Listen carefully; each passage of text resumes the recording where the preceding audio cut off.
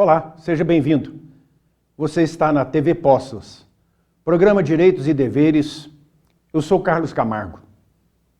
Vamos passar para você o endereço e telefone do escritório jurídico Dr. Vanderlei de Mello. Escritório à Rua Dr. Norberto Carlos Ferreira, número 49, no bairro Santa Augusta, aqui em Poços de Caldas. E o telefone é o 3721-7552, 3721-7552. Aí quem vai promover festa de casamento, aniversário, recepções, quiser um som, uma boa música, uma boa voz, faça contato com a doutora Luciana Mello, Linda Canções, em sua cerimônia. Luciana Mello, tecladista, cantora, 999-676276, 999-676276. Se você quiser interagir conosco mais de perto, pode utilizar aí o nosso WhatsApp, que é o 98451-3033, 98451-3033. Pode mandar aí a sua opinião, alguma crítica, fique à vontade, é um prazer em recebê-lo. Há 2 programas anteriores, nós mostramos aqui uma relação de feitos, de obras concluídas no governo Bolsonaro. Obras em todo sentido, em todos os ministérios, educação, saúde, planejamento, todo tipo. Então, como era muita coisa, não coube num programa só.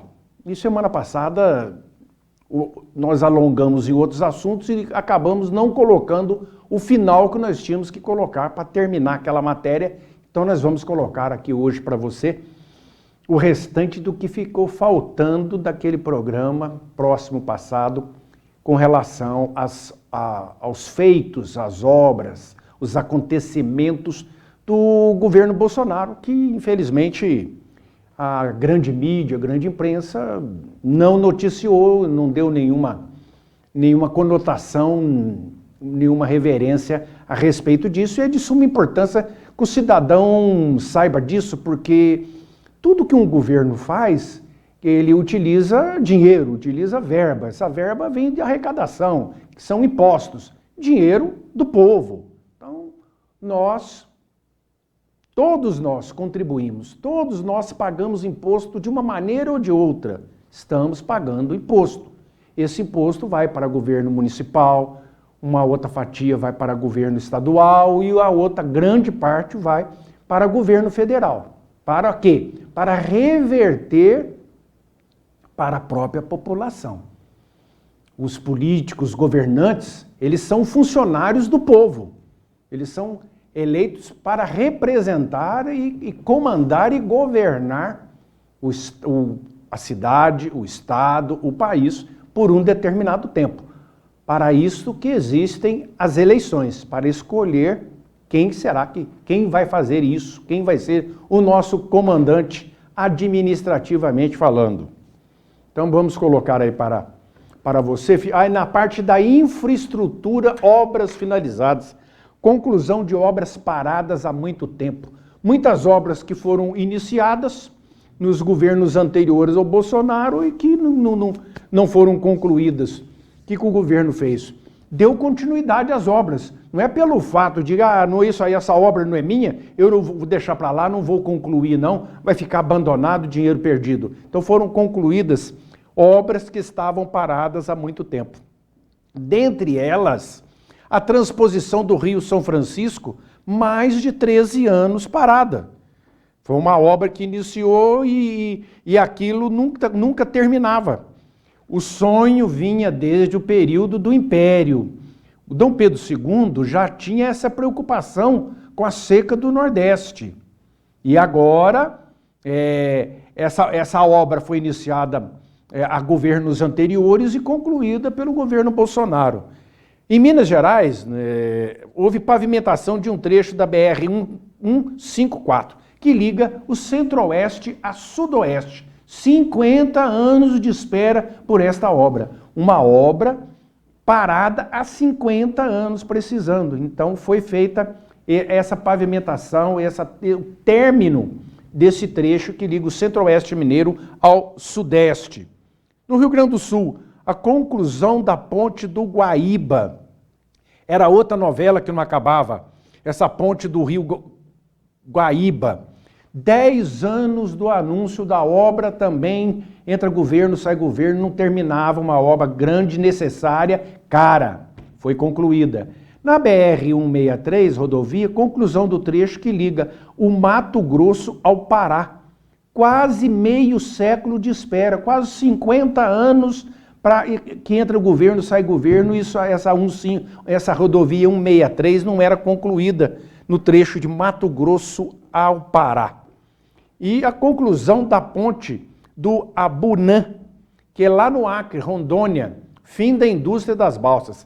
Essa é uma obra importantíssima, essa ponte, porque ela une 2 estados, Acre e Rondônia. E também essa obra sempre se falava e ninguém fazia. E com isso, o que aconteceu? Criou uma verdadeira indústria das balsas para atravessar as pessoas, os carros, os caminhões, carretas do estado do Acre para Rondônia e vice-versa. Então, com esta ponte, acabou tudo isso. Porque as pessoas pagavam para andar na balsa, atravessar o veículo na balsa. E agora, com esta rodovia, com a ponte passa de um lado para o outro do estado de Acre, Rondônia, Acre. Importantíssima essa obra, humanitária inclusive. Depois, projetos com iniciativa privada, que renderam mais de 286 bilhões em investimentos. Conclusão de 45 projetos dessa parceria. A rodoviária, 4 projetos rodoviários, 5 ferroviários, 6 aeroviários e 30 portuários. Rodovias, ferrovias, aeroportos e portos. Mais de 40 obras concluídas, a maioria estava parada em governos anteriores. Mais de 179 bilhões de investimento em rodovias até agora o ano de 2023. Ainda na infraestrutura, programa Pró-Trilhos, 76 requerimentos para a construção e operação de ferrovias, mais de 224 bilhões em investimentos em ferrovias. Precisamos reativar as ferrovias. Realização de 148 leilões até junho de 2022. Foram 35 portos, 34 aeroportos, 7 rodovias, 6 ferrovias, 31 projetos de energia, óleo, gás, mineração, 9 de saneamento básico e mais 26 em outras áreas. Para dar agilidade, passando então para a iniciativa privada. Mais 176 projetos de desestatização na carteira de projetos, passando para a iniciativa privada. Ou seja, o governo diminuindo aí, enxugando o seu tamanho e passando aí que as coisas sejam feitas então pela iniciativa privada. Vamos ver se nós temos mais algum. Aí agora no agronegócio. Esse foi fantástico no governo Bolsonaro. Mais de 369 mil títulos de terras.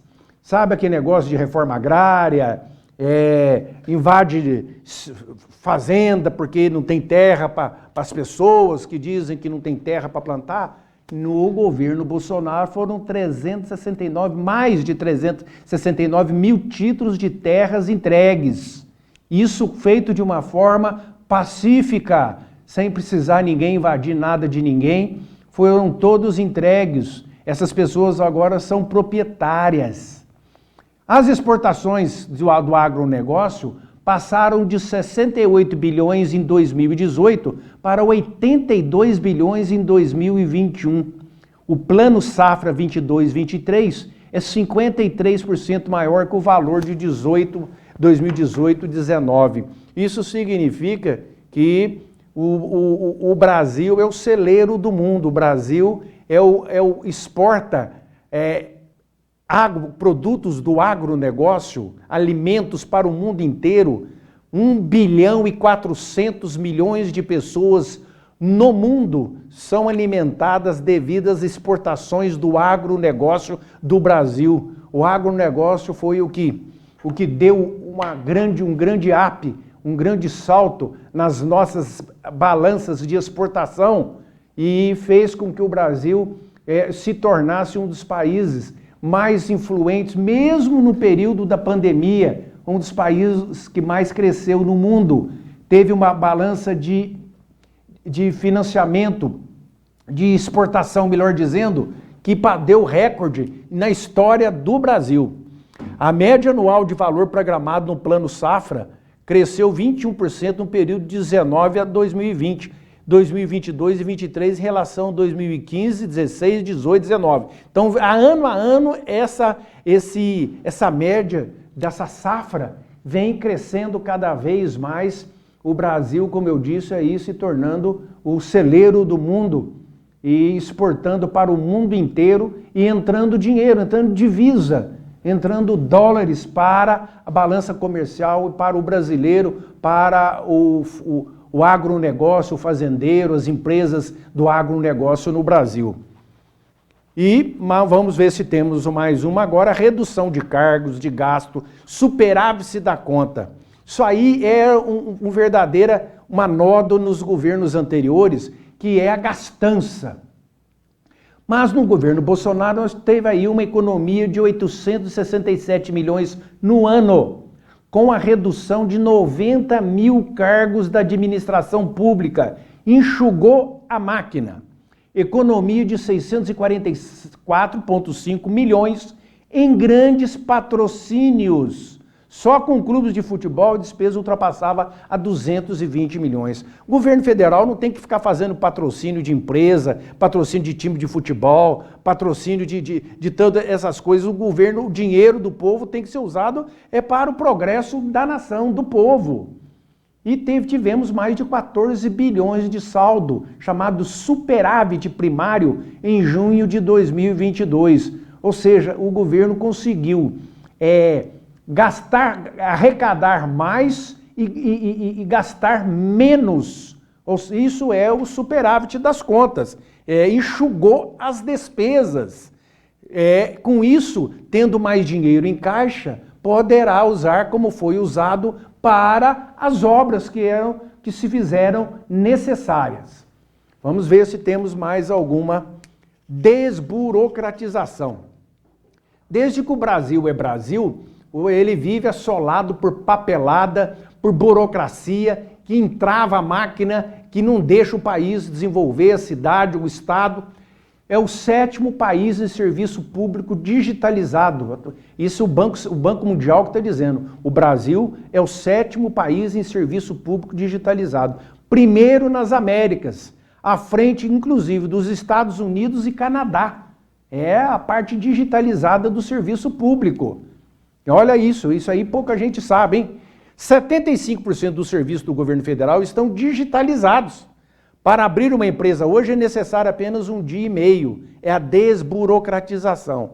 Modernização dos cartórios, emissão das certidões digitalizadas. Várias leis saíram aí modernizando os cartórios, todos os tipos de serviços prestados pelos cartórios. E, no caso aí, um grande feito foi a emissão das certidões digitalizadas. Isso ajuda as coisas a caminharem, o Brasil a desenvolver, ficar mais fácil. É como colocar aí na máquina administrativa, você colocar aí um aditivo para que ela funcione melhor. Vai dar aí uma melhorada em todos os setores. Então, com isso, nós concluímos aquela listagem que foi feita no programa anterior, sem ser o passado, o outro, que nós começamos, mas são muitas coisas, muitas obras, que o telespectador não fica sabendo, porque não é falado, não é mostrado, era só crítica, crítica e crítica. Então, é um dever do cidadão, da imprensa, criticar, mostrar o que está errado, mas mostrar o que é bom, mostrar o que está certo, mostrar o que foi feito, né? Isso faz parte, porque quem ganhou com tudo isso, essas obras, com esses pontos positivos que eu falei, que eu mostrei nesses programas, foi o Brasil de uma maneira geral, independente de partido, de cor, de raça, de religião, de onde mora, se mora na cidade, no campo, no norte, no sul, no leste, no oeste, todo mundo ganhou. Então foi um governo para todos. É assim que tem que ser um governo. O governo, a disputa é no momento da campanha, da eleição. Passou isso, o governo tem para governar para todos. Então essa que é um verdadeiro governo burocrático, aliás, um governo democrático. É a verdadeira democracia. E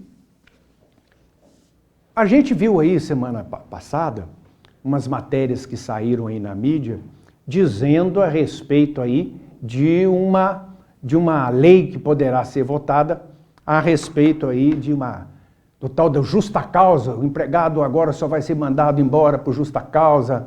Um disse que me disse danado, eu vou explicar isso para você já que a gente volta.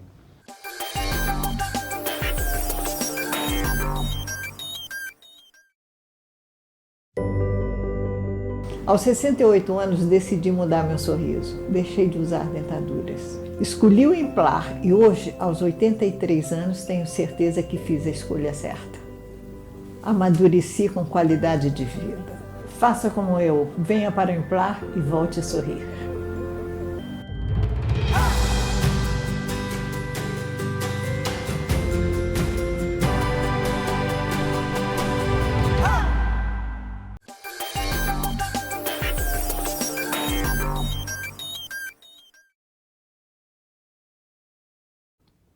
Antes de falar aqui nesse assunto da justa causa, mandar embora, que correu aí os assuntos aí através da semana, dentre outros, né?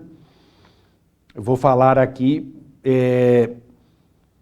a novela do teto salarial, do piso, melhor dizendo, do piso mínimo, do piso salarial da enfermagem.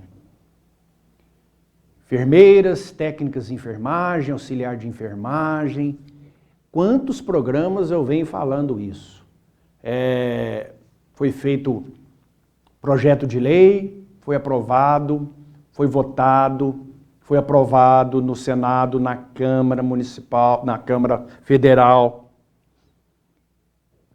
Foi para o presidente da República, foi sancionada. Aí, uma empresa aí que cuida aí dos planos de saúde, né, uma federação, uma confederação, entrou no Supremo Tribunal Federal dizendo que os hospitais não iam ter condição de pagar, ia ser uma quebradeira danada, ia fechar o hospital. Aí o ministro do Supremo resolveu suspender. Aí tinha que voltar para o Poder Legislativo e dizer o seguinte: aonde vocês vão arrumar dinheiro para poder pagar? Né? Fez a lei está mandando pagar, mas pagar como? Aí, novamente, fizeram um trâmite na Câmara Federal, no Senado Federal, que os dois juntos formam o Congresso, e arrumaram, então, a forma de dizer da onde viria o custeio para o pagamento, no caso dos hospitais filantrópicos, nos hospitais custeado pelo SUS, e também uma ajuda, né, no que diz respeito ao abatimento de impostos para os hospitais particulares. Está resolvido? Então agora está resolvido. Passou, o Poder Legislativo aprovou, então agora está resolvido. O pessoal da enfermagem, agora sim, voltou para o Supremo e lá o mesmo ministro, não. Agora volta de novo. E vocês vão ter que criar uma lei, uma outra lei complementar, dizendo isso aí. Ô, gente, entra ano, já entrou o outro ano, já estamos em 2023 e não foi resolvido. Sempre vem uma boa notícia, agora vai, e não foi. E não foi até agora. É um descaso, é uma vergonha. São trabalhadores, como os outros, todos trabalhadores, que merecem respeito, que o pessoal da enfermagem presta um serviço importantíssimo. Todo mundo vai depender desse serviço, um dia mais cedo ou mais tarde, vai depender. Bom, aí Agora nós vimos por esses dias que o presidente da República atual sancionou uma lei aprovada no ano passado pelo Congresso Nacional que aumenta os salários de todos os servidores federais. O presidente da República atual sancionou sem vetos, ou seja, concordou com a lei inteira, o reajuste dos subsídios, ou seja, do salário, dos ministros do Supremo Tribunal Federal, da Procuradoria-Geral da República, chamada PGR, da Defensoria Pública Geral Federal e as leis que aumentam a remuneração dos servidores, do legislativo, servidores, são os funcionários, do legislativo, do judiciário e do executivo, e do Ministério Público, e da Defensoria Pública da União. O senador Fernando Bezerra, que é o relator, que é do MDB do Ceará, disse que os reajustes serão custeados com o orçamento das próprias instituições. Aí eu pago para ver. Quer dizer que não vai onerar o cidadão, o caixa do governo, porque as próprias instituições já têm esse dinheiro em caixa. Mas o dinheiro que eles têm em caixa é o dinheiro que sai do imposto do contribuinte. Então, é tudo dinheiro do povo, não adianta. É dinheiro de quem paga imposto. E o que acontece com isso? Aumentou também o salário do presidente da República, dos senadores, dos deputados federais, como eu disse, todo o pessoal da área federal. Com isso, dá um efeito cascata. Os senhores governadores terão direito, porque aumenta em cima, aumenta embaixo. Deputados estaduais têm o seu salário relativo a uma porcentagem do federal. Aumenta também. Os vereadores também podem aumentar os seus salários. Prefeitos. No Brasil inteiro. Agora, por aí vocês veem o volume de dinheiro que esse efeito cascata vai dar nas contas públicas. E o senador, com todo respeito aqui, dizer que as instituições, essas que tiveram aumento, já têm esse dinheiro em caixa? Não tem, impossível, não tem. Esse dinheiro vai vir do caixa geral, né? Do pagador de impostos. Com isso, aí eu volto a falar das enfermagens. Parado. Umas coisas parece que resolve rapidinho, outras coisas engatinha, quase não anda. Coisas do Brasil. Aí vem outra, salário mínimo. O salário mínimo vem sendo reajustado nos últimos anos somente a respeito do percentual da inflação. Ainda bem que tivemos no governo anterior inflação baixa. E inflação baixa, ela mantém o poder de compra de todo mundo, que tem um salário, independente se for um salário mínimo, quantos forem. Então, vinha sendo feito isso. Existe uma lei, projeto, para que esse reajuste venha também ser incluído, seja feito pelo Índice Nacional de Preço, chamado INPC, não pelo valor da inflação, seria um reajuste. Com isso daria o quê? Além de um reajuste, um aumento. E que teria também uma base no PIB.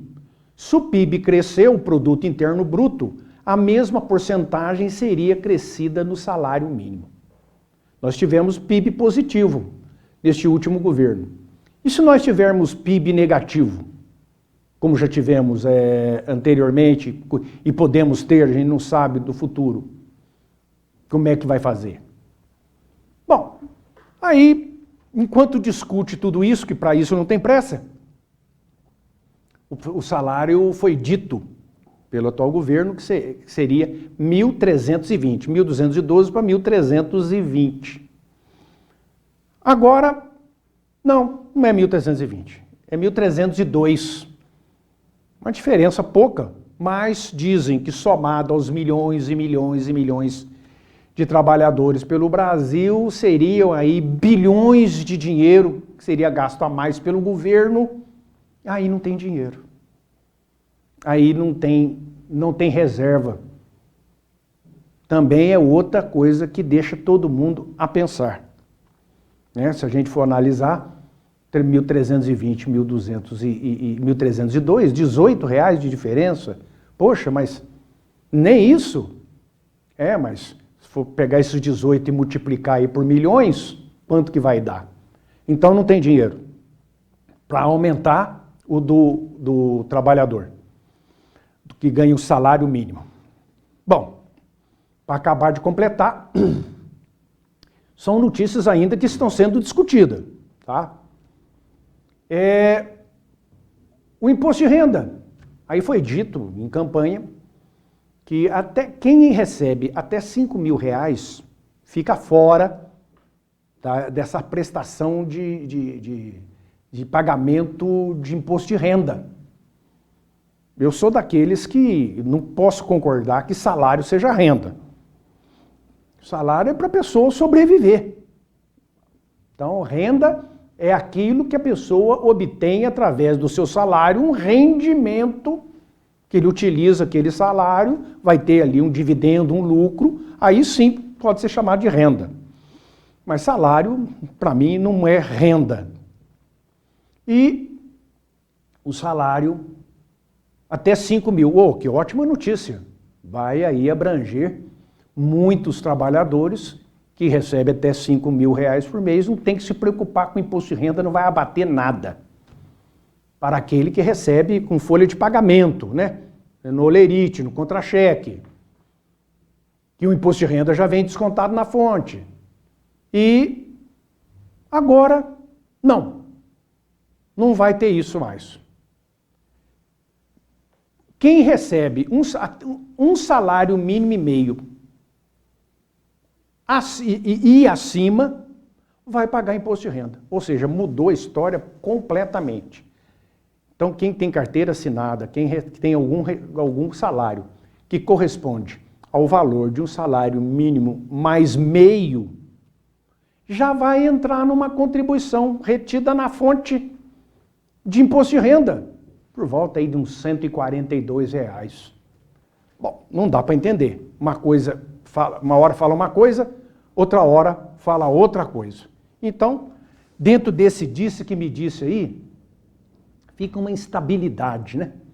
Fica uma coisa assim, eu acho que os políticos, os governantes, né? Quando tomam uma decisão, toma decisão, mas para chegar a essa decisão, não fica com essas falácias. Uma hora fala uma coisa, outra hora fala outra. Não, vai subir, não vai descer. Não vai descer, não vai descer, vai subir. E promessa de campanha que não vai conseguir cumprir. Infelizmente, as coisas estão desse jeito. Vamos torcer para melhorar. A gente é otimista. Um grande abraço, fiquem com Deus, até a próxima.